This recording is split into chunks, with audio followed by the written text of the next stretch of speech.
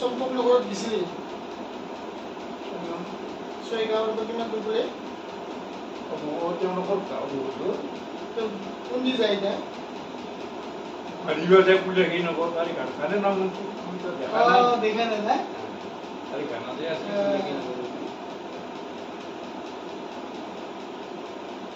বিহুলাৰ লগত বিয়া হ'ল না নহয় বিয়া হৈছে ক'ত বিয়া হ'ল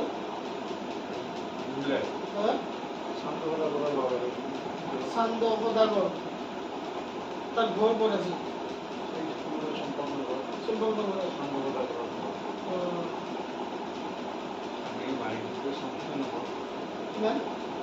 আমাৰ মাৰে কিন্তু চাম্পনি নগৰ আৰু সম্পৰ্ক চাম্পলিহে আছিল নেকি চাম্পলিহে না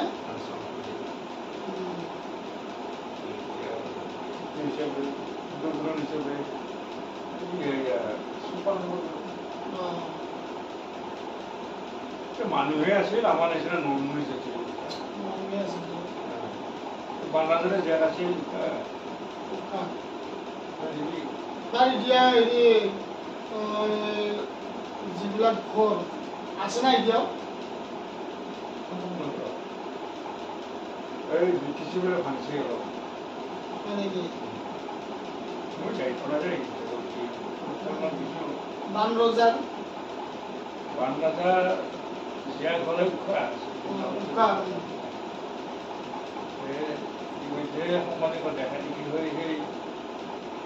কামদেৱৰ গোটা কামদেৱৰ গোটা অনিৰুদ্ধ কোঁৱৰ যে আছে অনিৰুদ্ধ কৃষ্ণ বংশ কৃষ্ণ নাতি হয় কৃষ্ণ ল'ৰা হেৰি কামদেৱ নাছিল কামদেৱৰ ল'ৰাই হেৰি আছিলে অনিৰুদ্ধ কোঁৱৰ এটা কুমাৰী বোলে দেখা পাই মিলাই মিলি হৈছিলে কম যুদ্ধ হৈছে না হৰি বুলি কয় হল যুদ্ধ মানে বান্দা জাহান হেৰি মহাদেৱ ভক্ত শিৱ ভক্ত ইতিমধ্যে শ্ৰীকৃষ্ণ হল মানে নাতি হল অনিৰুদ্ধ কোঁৱৰ নিজে নাতি হয় তাৰো মহাদেৱৰ নাতি হয় মহাদেৱৰে নাতি হয় তোৰ মানে গুৰু মানছে হেৰি বান্দা যে হেৰি শিৱক নদী পেলাই বান্দা যে মানে যুদ্ধ কি কৰিব শ্ৰীকৃষ্ণ তো একে ভাই হৈ থাকা লাগিল হয় যুদ্ধ যুদ্ধ কৰি কৰি শ্ৰীকৃষ্ণই কি জ্বৰ বান মাৰছে না মহাদেৱ মাৰি পেলাই আমাৰ গোটৰ ওপৰত তুলি একেবাৰে কুলিয়াকে নকৰিছে মহাদেৱে কবাই নোৱাৰে এই ঘৰতে সেই মানে হাৰি বেছি এতিয়া বান কোনে মাৰিল শ্ৰীকৃষ্ণ মাৰছে জ্বৰ বান মাৰছে আচ্ছা আচ্ছা তাৰপিছত সি বানটো কেনেকৈ কৰি খুলিল ঘৰতে সেই মানে খুলি দিছে শ্ৰীকৃষ্ণই জানছে যে শংকৰ মানে ঘৰ পাইছে বান্দা অলপ চাই দিছে তাতে হাৰি পাইছে হাৰি মানে গৈছোঁ ঘূৰি বানৰাজা দেশত গৈছিলোঁ ঘৰে আহিব নোৱাৰি তাৰমানে বানৰাজাৰ ঘৰত দি যায়েই নাপাল আগতে গিছে যায় যুদ্ধ কৰিছে শ্ৰীকৃষ্ণৰ যুদ্ধ কৰি পেলাই শ্ৰীকৃষ্ণৰ পাত্তা পায় না প্ৰকাণ্ড জ্বৰ বান মাৰি দিছে গমেই নাপাল ভূতৰ ওপৰত তুলি দিয়ে একেবাৰে উল্লেখি নগৰ এই মহাদেৱৰ ঘৰ উলিয়াইছে তাৰপাছত তাত যাই মানে খুলি দিওঁতে আহি গৈছে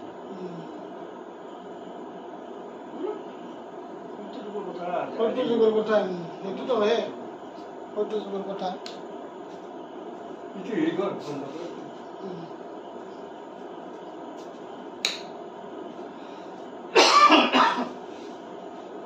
তাৰপিছত কি কয় বিহুলা আৰু লক্ষিন্দৰ বিয়া হোৱাৰ পিছত কিমান দিন সিহঁতৰ মানে হেৰি আছিলে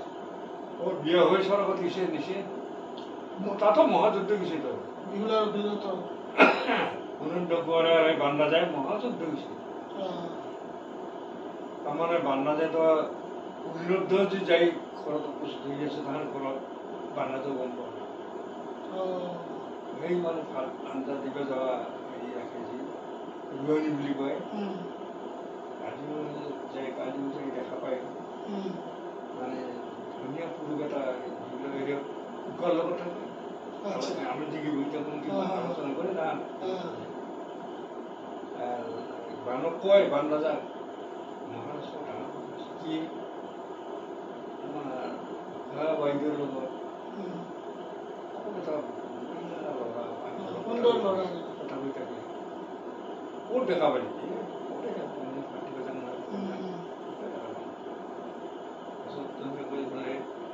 তার মন্ত্রী কেদা কুম্বান্ডর নাম আছে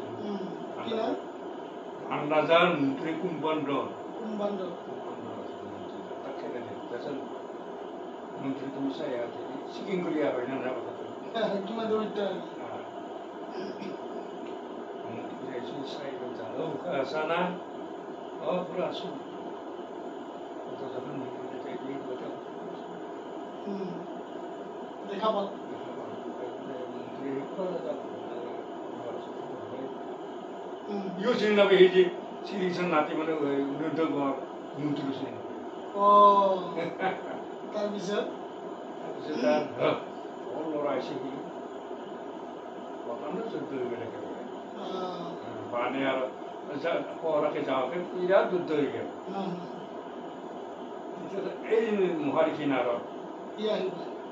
ইটো জানছে কথাটো এতিয়া হেৰি কি বুলি কয় উন্নত কুমাৰ কি কৈছে বান্ধা যায় এই নাকবান বুলি কয় সাপাই দিয়ে হাত টেং দি বান্ধছে নাকবান বুলি কয় বান্ধি পেলাই কি কৈছে কৈ থৈছে ডাঙৰ পাথৰ এটা বুকুতে দিয়ে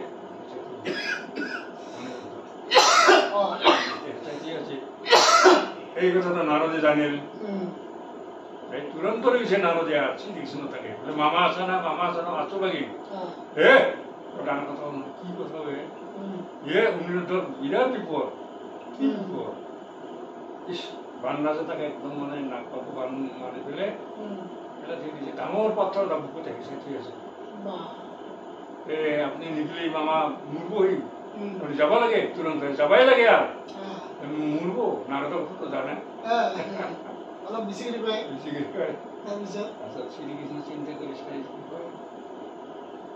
সেই তাক ভগৱান থৈ পেলাই পাথৰ এটা বুকুত দি থৈ দিছে শ্ৰীকৃষ্ণ বানক কৈছে যে বান ৰাজা তুমি হেৰি কৰা তুমি মাতি হয় তুমি মাটিটো মুক্তি দিয়া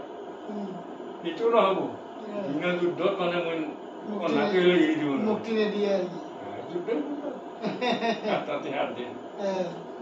আৰু যুদ্ধত গ'লে মানে শ্ৰীকৃষ্ণৰ আকাশতে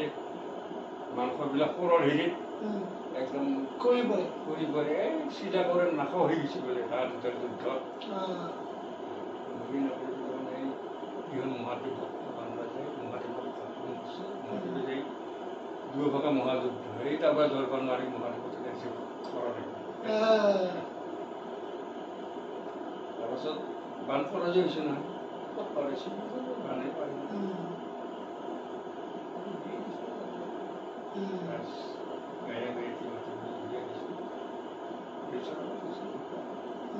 আমার যে মানুহে আছে লুকা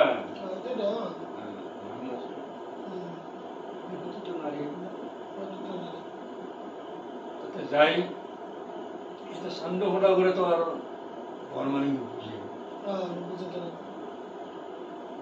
বর্মানি নারদে চিন্তা করলা এই যে সান্দ ফোটা করে বইনা বুঝে বর্মান তো মহাপুরুষ একো বুঝা বদল নাপাব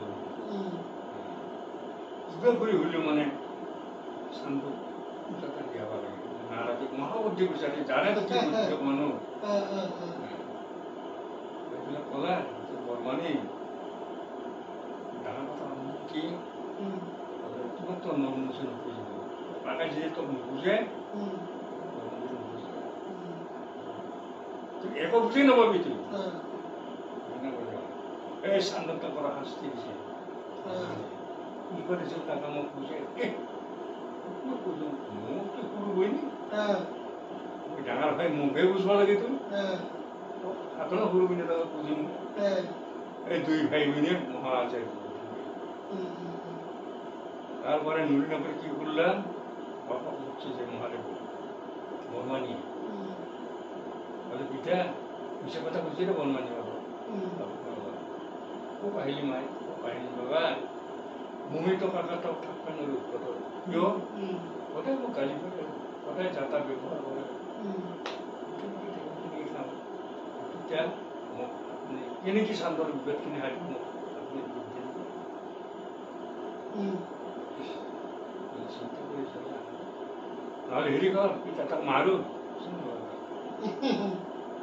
মহাদেৱৰ পূজা কৰ চান্দ মহাদেৱৰ ঘৰত যাওঁ চান্দ হ'ল মানে মহাদেৱৰে যা ভাল ভয় নাগায় কি নেকি মাৰিব ডাঙৰ পাপাকে চিন্তা কৰিলে আৰু নাই নাই নৰা নৰা তাক যিমান দিলে বিভিন্ন কৰে সিমান পাৰোঁ কিন্তু শান্ত কথা মাৰবা নহয় যিমান দিলে কৰা কওঁ কুৰ্চি বজা পুত্ৰ মাছে 12 দিনীয়া ডুবাই ধন ধন কিমান সাগৰৰ মাজত আছে সেইবিলাক নিজে ঘূৰাই নলওঁ এইবিলাক কাহিনী বাবাও শিকে বুজি থাকোঁ আমি তাৰপিছত এতিয়া উপায়তো নাই তাৰপিছত উৎসৱনিতো আছে ঘৰৰ ভিতৰত তাতে কোনো যাব নোৱাৰে কোনো কথা ক'ব নোৱাৰে ঘৰৰ ভিতৰত আছে উপায় নাই দাদা নিব লাগিলে এখন বৰ্মনি ক'লা যে পিঠা কেনেকৈ কি কৰিম আপুনি চিন্তা কৰিছে ধ্যান কৰি চালা মহাদেৱ তোমাৰ বিবাহ শান্ত উৎসাহ অনুৰোধ নললে কোনো দেৱতা নললে তোমাৰ ঘৰৰ ভিতৰত কেনেকৈ আনি মৰি গোটেই সাধাৰণ কবিতা এই ভাদৰ মাহা আমাৰ মুখ্যমন্ত্ৰী চন্দনপুটি কিন্তু আমাৰ দেখা হেৰিত কয় কি থুবুনি এই থুবুনিটো ঠিক ভাদৰ 1 তাৰিখে সি নামি আহিব যে থুবুনি ফাটানো গুচনা হৈছে ঠিক ভাদৰ 1 তাৰিখৰ ৰাতি আহি তাতে তুমি হেৰি কৰিবা আকাশতে বহি নকৰিবি সেইবিলাক তাত পিছি দিওঁ তাত পিছি উখনি ঘৰত যাবি যাই পেলাই তাতে তই ভম্বৰ ৰূপ ধৰিবি ভম্বৰ পকা ৰূপ ধৰিবি ধৰি পেলাই ঘৰকি তই ধুনীয়াকৈ শুই থাকব উখনিৰত ঘৰ বাওঁহাতে তুমি উৰি যায় এই ভম্বৰ পকাটো পৰি যায় মানে বৰমানীয়ে কি বাপাকৰ মতে প্ৰথমতে আছে আৰু 1 বছৰ হৈছে এই কথা কৰা যায় ভাদৰ মাহত এটা নুমি নাহে ইয়াতে ঠিক ভাদৰ মাহৰ 1 তাৰিখ চাউন আছে পুখীটো তাৰ আগতে গুচি এটা পাতাত পিছি কৰি পেলাই কবলত পিন্ধি পেলাই সেই ঘৰত মৰৰ ৰূপ ধৰি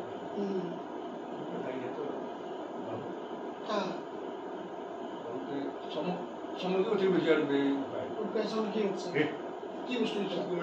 কি বিষয় তাৰ কুকিয়া কাজিয়া লাগো দেই এই কুম্ভধৰ মন্ত্ৰীৰে জীয়াক আছিল এই বৰমানী এই অৱস্থা এই যুগত কুম্ভধৰ মন্ত্ৰী মানে বানৰাজৰ মন্ত্ৰী যি আছিল এই মন্ত্ৰীৰ জীয়াক আছিল তেওঁৰ নাম আছিল চিত্ৰলেখা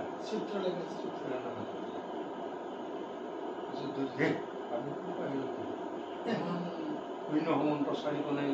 ঘেৰা কৰি আছে আপুনি কেনেকৈ কৰি পেলাই ঘৰত আহিলে এটা ব্যৱস্থা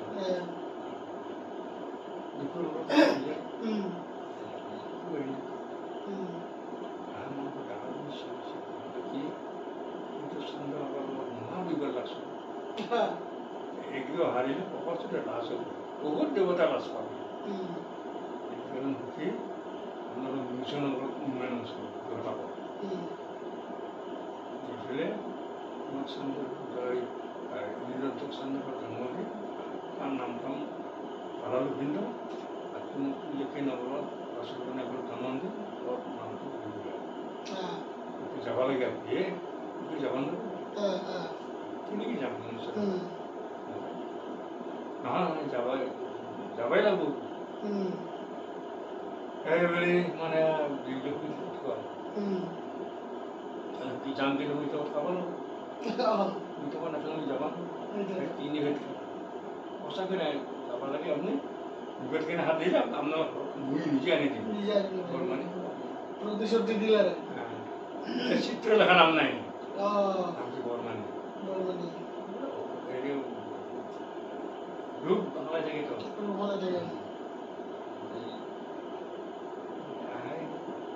কাল দেখা বলে এখন আছে পৃথিবীতে আছে কাল দেখা গেলে তাতে যেগুলো দেবতাও বলো ছুটি মনে করেছে আমি এই কুমিরের দরকার হয় এটা মানে নাম ঘুরে এই জীবিত বর্মানি ফুলে অনেকা শান্ত হই না অনেকা গু মুই খাই এসে চিনি বেশি না মহে দিব পুত্র নিপুত্র এই পেশা ছয়টা বড় বর্মণী হয়েছে তাহার জীব সেই রেখ গ্রহণ কর সব তোমার যুগ এটা বর্মণী হয়েছে রাজ্য হনে করি ঘর জমা জমক দিয়া নাই তাহলে কেমন শক্তিমান দেবতা হল জমক দিয়া নাই এই রাজ্য হনে বুলি ঘৰত জমা কৰিছে আচ্ছা যদি তই সেনেকাই দিওঁতে বৰ বুজে বুঢ়াকো ঘৰত বুঢ় হয় মানে কাকা বলে ফনেকা হৈছে বুঢ় বুজাই বাধ্য ফনেকাই বুজিলে বলি বিধান নেই তাতে এটা চান্দ ক'ব নোৱাৰে চান্দ জানলে সেই পুজো আনি দিলে মনে মনে কৰি বৰমানি পুজে এতিয়া পুজিল এই চান্দৰ লগত সংগ কৰোঁতে